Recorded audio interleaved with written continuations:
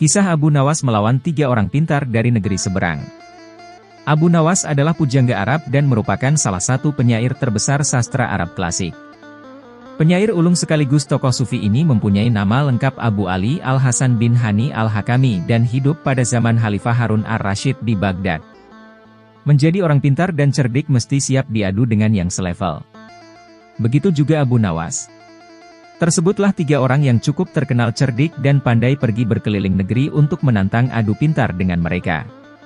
Pada suatu hari ketiga orang itu memasuki kampung Abu Nawas. Penduduk sepakat untuk menghadapi ketiga orang itu, maka mereka sodorkan si cerdik, Abu Nawas. "Saya yakin, Abu Nawas bisa mengatasi 3 orang itu," ujar salah seorang penduduk. Singkat cerita Abu Nawas akhirnya setuju menghadapi orang itu. Adu kepintaran antara Abu Nawas dengan ketiga orang itu diadalah di lapangan bola sehingga masyarakat bisa menonton. Setelah waktu yang ditentukan tiba, maka berkumpullah penduduk setempat. Abu Nawas tampak santai. Acara pun dimulai. Masing-masing kontestan memperkenalkan diri. Sebagai penghormatan, juri mempersilakan 3 orang itu untuk bertanya kepada Abu Nawas. Ketiga orang itu sangat senang mendapat kesempatan bertanya duluan. Maka dengan congkaknya orang pertama bertanya kepada Abu Nawas. "Di mana sebenarnya pusat bumi ini, wahai Abu Nawas yang tolol?" Abu Nawas tersenyum simpul dibilang tolol.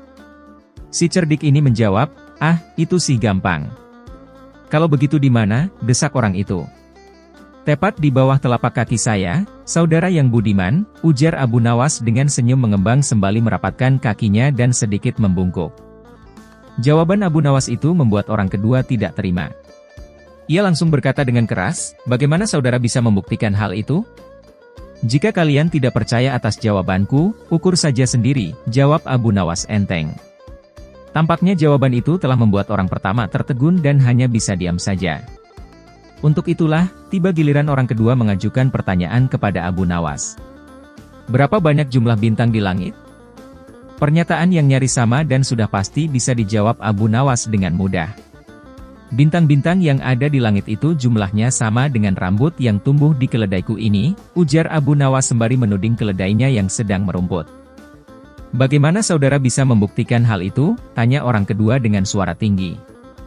"Nah, kalau tidak percaya, hitung saja rambut yang ada di keledai ini, nanti saudara akan tahu kebenarannya," jawab Abu Nawas. "Itu si bodoh, akal-akalan saja.